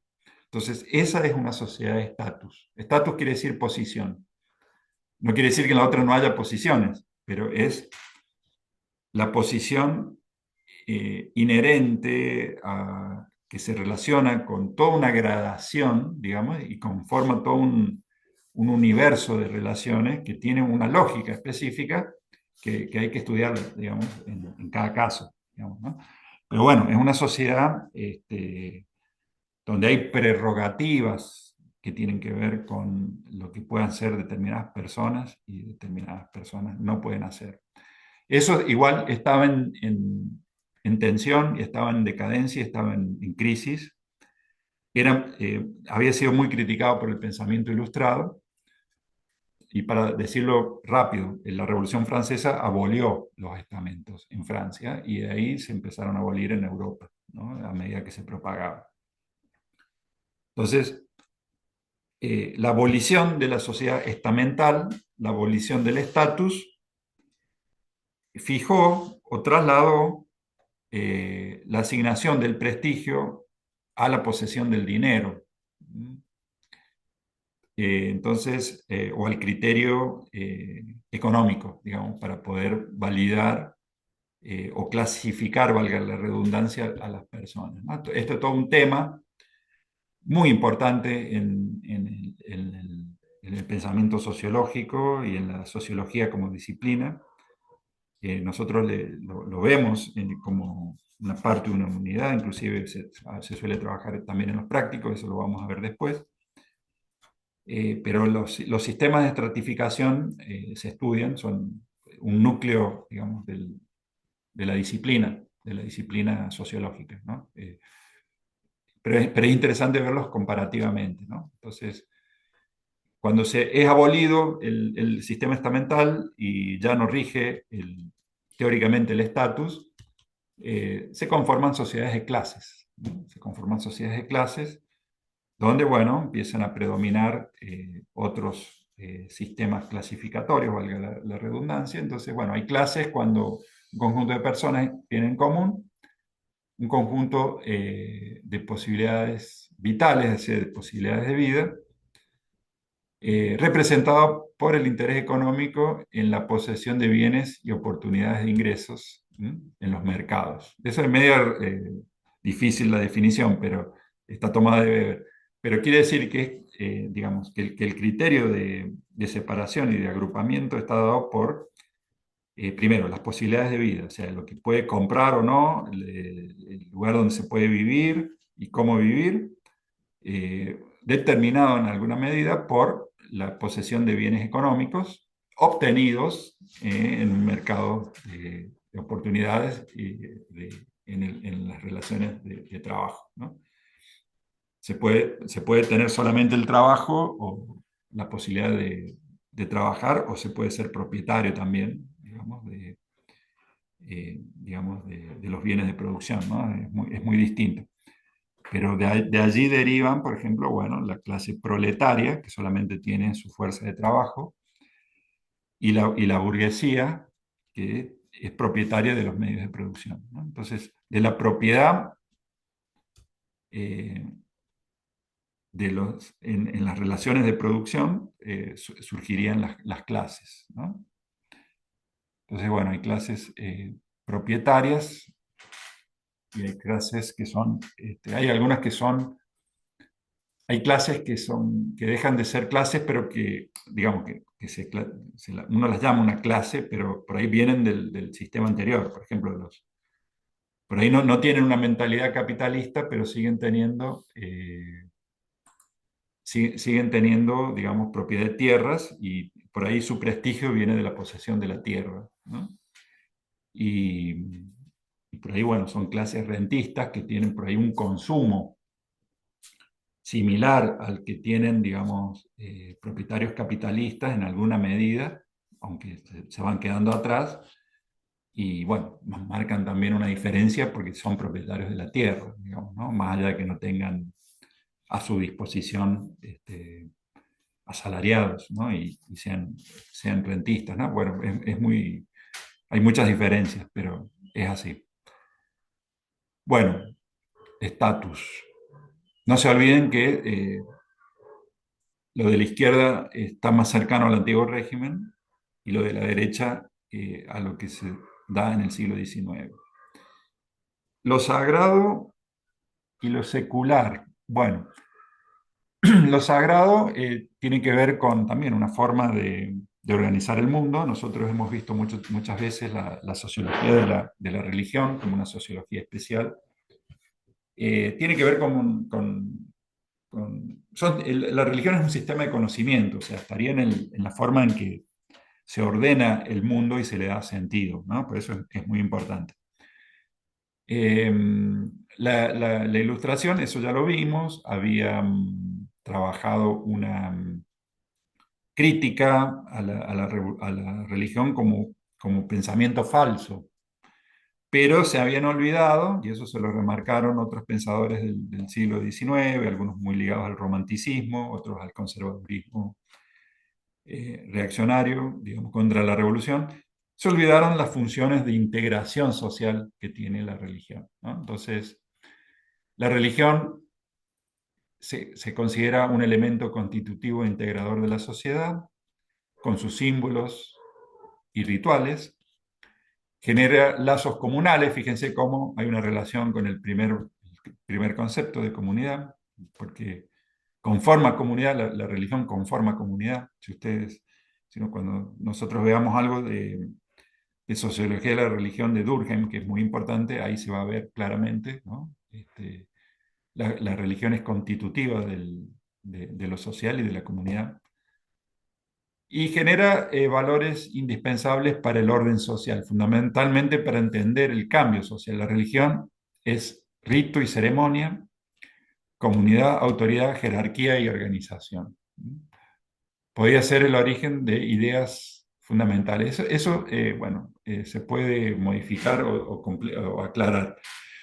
Cuando Durkheim habla de la religión, dice que muchas de las ideas fundamentales de la sociedad y del mundo tienen un origen religioso, ¿no? Que se va como transmutando, ¿no? Esta cuestión de lo puro, lo impuro, lo alto, lo bajo, digamos, lo separado, ¿no? Esto de lo sagrado y lo profano, ¿no? De lo que está en el mundo y no está en el mundo, que son así como conceptos muy organizadores del resto. Bueno, tiene un origen religioso, ¿no? Es muy interesante.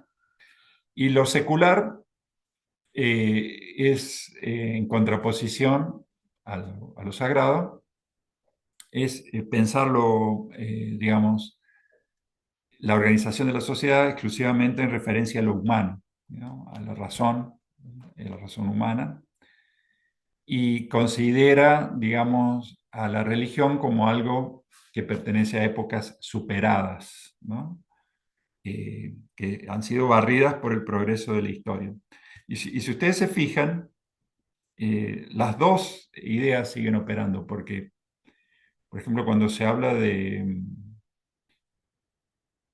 cierto punto de vista, ¿no? Y se considera la religión, bueno, muchas veces se lo considera como algo que decir, bueno, que es algo que está superado en el sentido que antes se creía así, que como, bueno, pero bueno, no se puede seguir pensando en eso.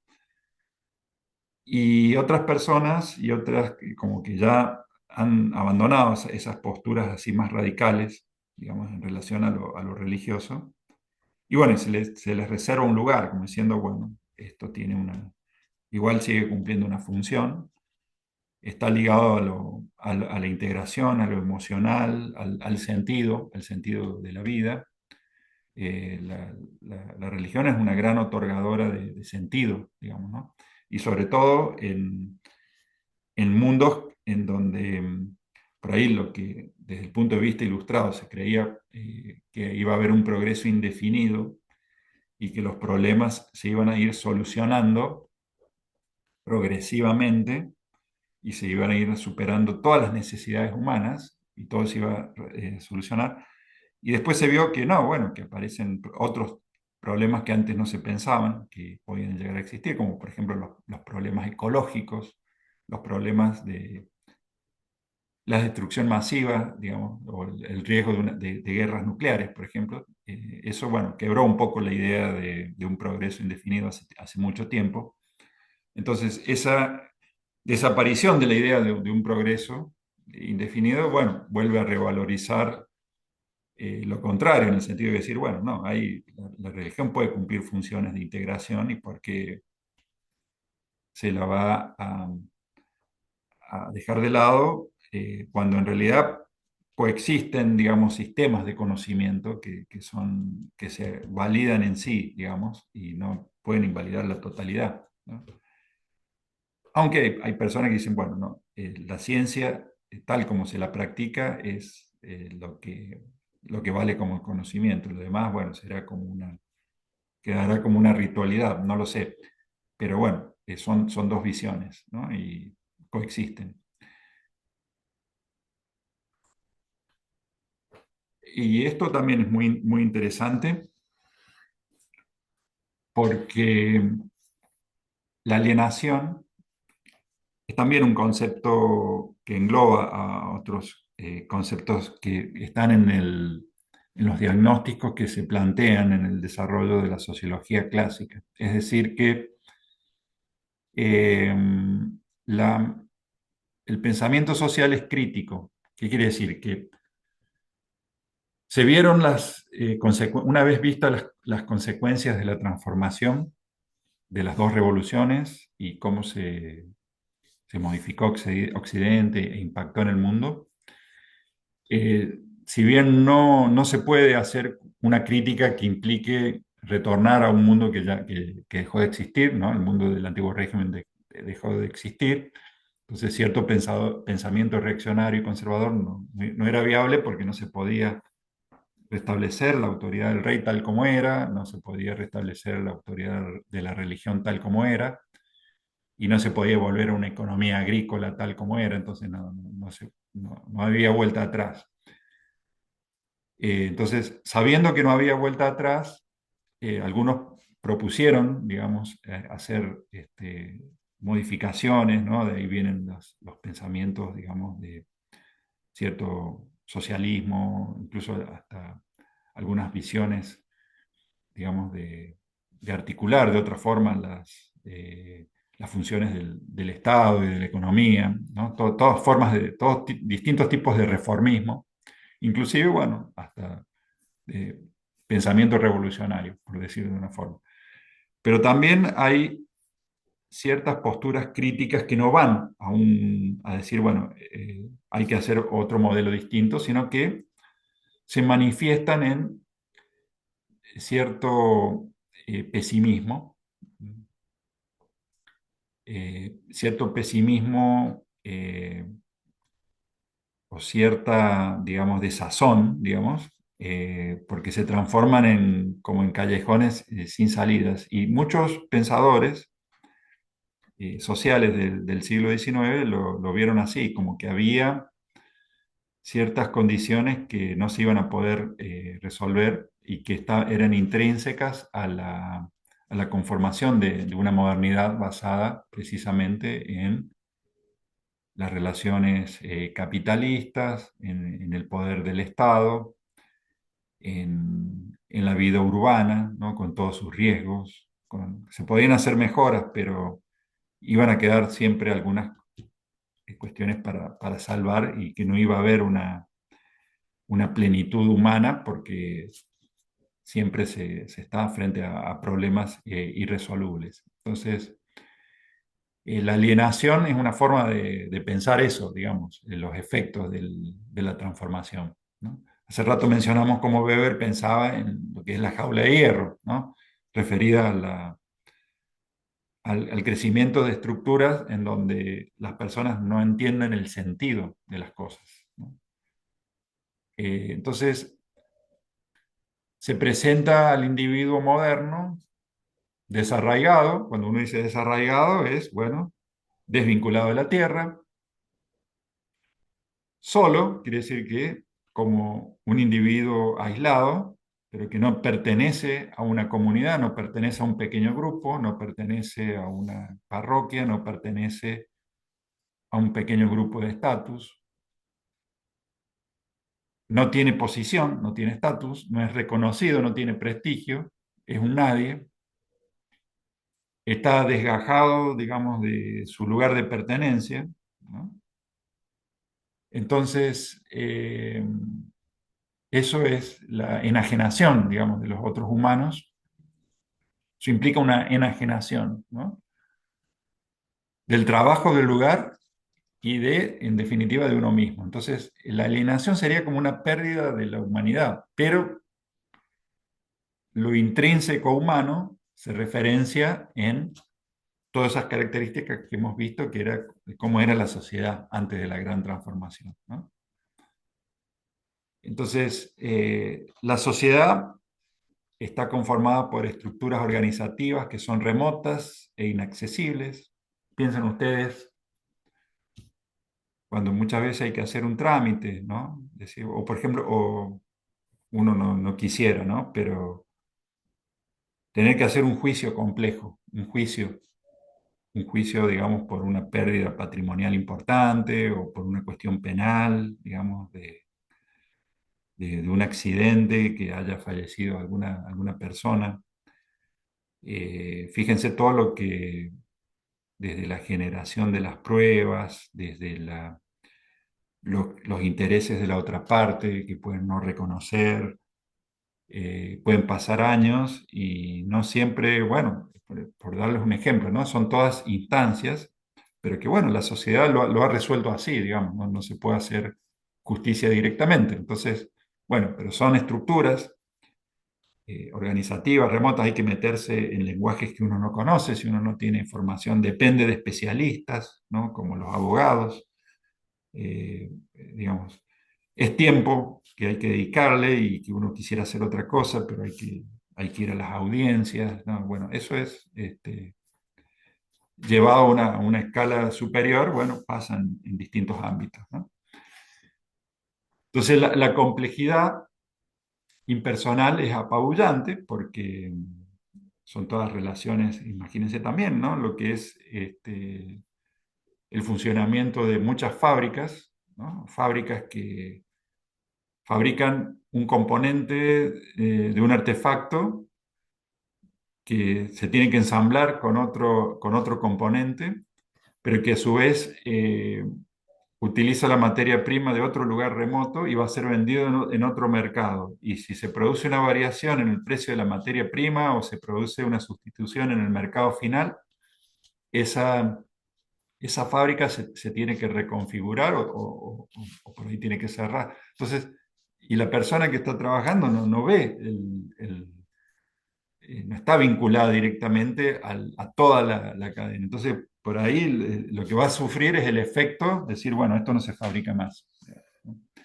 Bueno, eso es la modernidad, ¿no? Entonces, eh, la, la alienación es no manejar, digamos, precisamente, no tener un lugar, no tener un vínculo, no tener una posición y no ser dueños, digamos, del propio destino. Y todo eso tiene que ver también con manejar el sentido de las cosas, ¿no? Como tener una interpretación y un sentido del mundo, como diciendo, el mundo es así, entonces, bueno, yo tengo mi lugar, entonces yo sé a qué tener. Cuando no se tiene ni el lugar, ni la posición, ni las posibilidades, y no se entiende, bueno, eso es la alienación. Entonces, eh, esa idea niega precisamente la idea de progreso. ¿Por qué? Porque el progreso precisamente veía lo negativo, veía el atraso, la oscuridad, la opresión en el estado anterior a la llegada, digamos, de determinada élite al poder, ¿no? Como los ilustrados, ¿no? O determinados revolucionarios. Entonces, el progreso implica salir de un estadio de ignorancia y de barbarie y entrar en un proceso irreversible, digamos, de transformación positiva de la humanidad, ¿no? ¿A partir de qué? A partir del desarrollo de las fuerzas laborales, capitalistas, tecnológicas, educativas, de las ideas, ¿no? De la ciencia, ¿no? La ciencia va a guiar también en el camino del progreso. Y bueno, no dejando de lado, digamos, todas las otras cortapisas que había, ¿no? Que tenían que ver con los límites morales, que muchas veces esos límites estaban, digamos, orientados y fundamentados en ideas, digamos, de las grandes religiones, ¿no? Como el cristianismo, el judaísmo, el islam, ¿no? Entonces, todo eso tenía que ser dejado de lado y ser amo de sí mismo, digamos, el hombre, la humanidad, regirse por sus propios parámetros. Entonces, bueno, eso lleva a una tensión, digamos, con otras formas de pensamiento, como diciendo, no, esto lleva a una destrucción y bueno, volvemos a las ideas que sirven de parámetro, es decir, no, la persona no puede vivir sola, no puede estar generando riqueza material indefinidamente porque se pone en riesgo la sustentabilidad del planeta, no se puede estar explotando permanentemente todo para hacer una acumulación de riqueza sin medir el riesgo que eso tiene, el impacto que tiene a largo plazo en la vida de las especies, también en las formas en que se sostiene, digamos, la vida humana a partir, digamos, de los procesos industriales, ¿no? Que se aplican a la alimentación, etcétera. Entonces, bueno, esto nos lleva también al problema de la modernidad, que es como lo vamos a ir viendo a lo largo de la materia, y bueno, con eso vamos a terminar, ¿no? Con las sociologías de la modernidad, pero que retoman, pues nosotros vamos a hacer, cuando terminemos la materia, un cierre, digamos, con un tema que va a retomar todos los temas que estamos viendo desde hoy, ¿no? Porque esta cuestión de la sociología de la modernidad, que la plantean, eh, que hay toda una tradición, ¿no? Que está en la misma sociología, empieza acá, digamos, ¿no? Ver, digamos, si uno analiza Anthony Giddens, ¿no? Consecuencias de la modernidad, o trabaja, digamos, Bauman, ¿no? Sigmund Bauman, sociólogo también muy importante, que trabaja la modernidad, ¿no? Las consecuencias que tiene la modernidad en la vida humana. Hay cosas que ya están planteadas, digamos, desde el origen mismo de la sociología, ¿no? Eso es lo interesante, ¿no? Va a ser un eje, digamos, integrador, digamos, de la materia. Bueno, eso sería la propuesta de hoy, digamos, ¿no? De ver estos autores sobre todo Nisbet, ¿no? Que nos ha servido como para incorporar un léxico, digamos que después lo vamos a ir trabajando con los distintos autores y los distintos temas. Pero acá están planteadas muchas cuestiones que son fundamentales para entender el- la sociología como ciencia, ¿no? Sobre qué trabaja, ¿no? La autoridad, el poder, las posiciones, el estatus, las clases, la comunidad, la sociedad y bueno, el sentido que tiene la historia, ¿no? Si es progreso o no hay progreso y hay como una desviación o un proceso de desestructuración que no deja el sentido para muchas personas. Y bueno, cómo se restablece la crítica a la sociedad, está todo, digamos, hay muchos elementos y bueno, espero que hayamos podido sintetizarlos, digamos, para después poder seguir profundizando. No sé si hay alguna pregunta. Ahí recién nomás vi una mano levantada de Ana Laura, creo.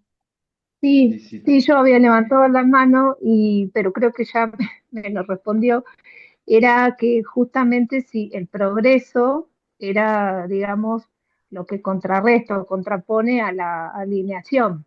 Sí, sí, sí, sí, se contrapone porque Claro, el progreso se lo ve como una idea de plenitud, digamos, como un camino hacia una plenitud, de resolver los problemas mediante los instrumentos de la misma humanidad, ¿no? Que se otorga a la humanidad a sí misma, ¿no? Como ser la razón, como ser la ciencia.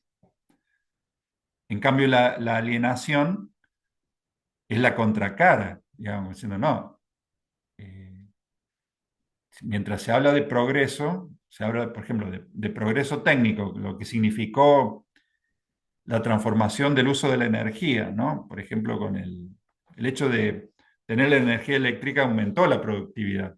Y la energía eléctrica permite también, entre otras cosas, la iluminación. Entonces se extiende, pero se extiende la jornada laboral, digamos, ¿no? Son menos horas de sueño, porque hay más luz que, digamos, suplanta la luz diurna, que eran las que las sociedades tradicionales eran la única que disponían. Entonces, cuando se acababa la luz, la gente se iba a dormir, ¿viste? Y se levantaba cuando salía el sol. Pero hoy, digamos, salvando todas las distancias, ¿no? Con toda la disponibilidad tecnológica, hay funciones laborales que no paran las 24 horas. Bueno, ¿eso qué es? ¿Eso es progreso o es alienación? Digamos, es un prodigio técnico, ¿no? Desde el punto de vista de lo que eran las sociedades, cómo trabajaban en el siglo XVIII. Pero bueno, ahí está la cuestión. Digamos, hay un montón de transformaciones técnicas que son realmente muy útiles, pero que ya no se puede prescindir porque estamos como en un proceso. Pero indudablemente también tiene otras consecuencias que en esa primera idea, digamos, del progreso, tal como la pensaron los ilustrados, no la podían ver, digamos, porque vivían en fines del siglo XVIII, ¿no? En la segunda mitad del siglo XVIII. Pero bueno, la idea es ver las dos,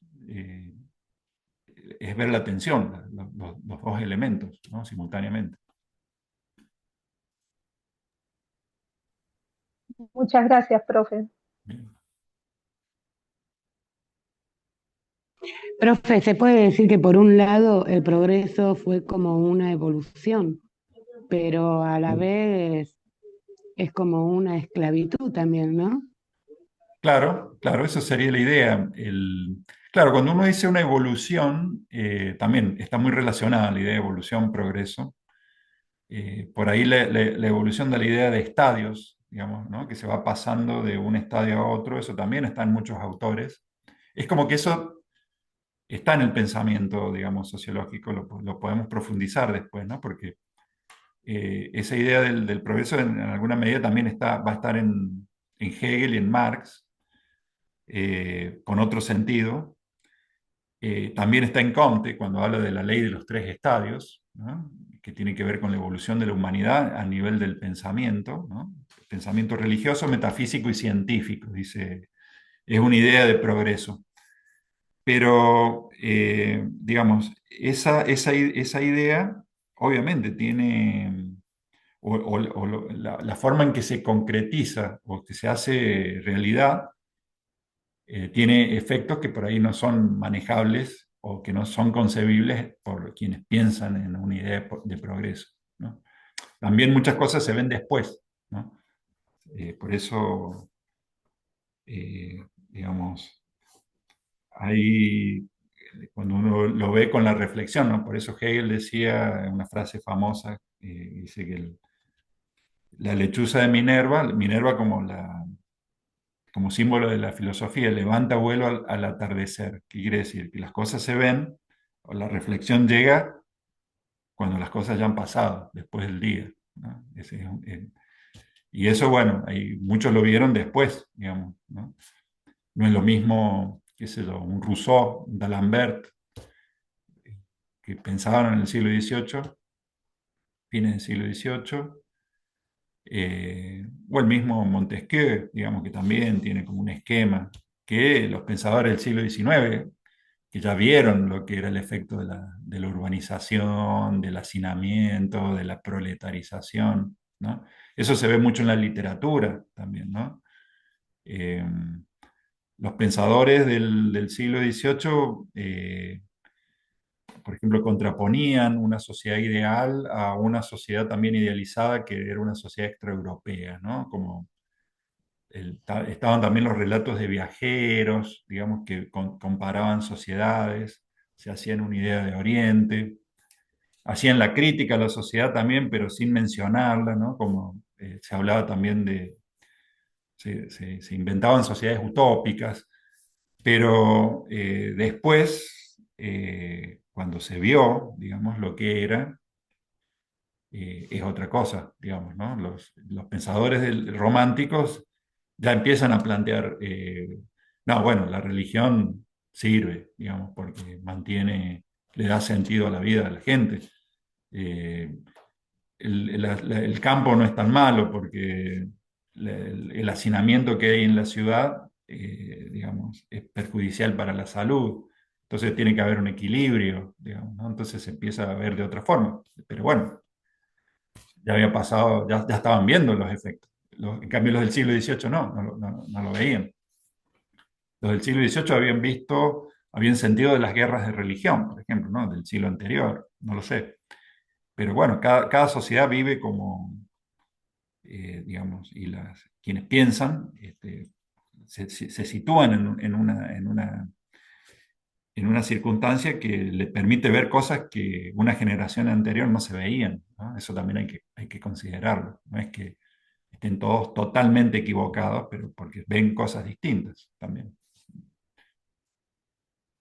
Gracias, profe, muy claro, gracias. Bueno, vamos apagando acá, detener la grabación.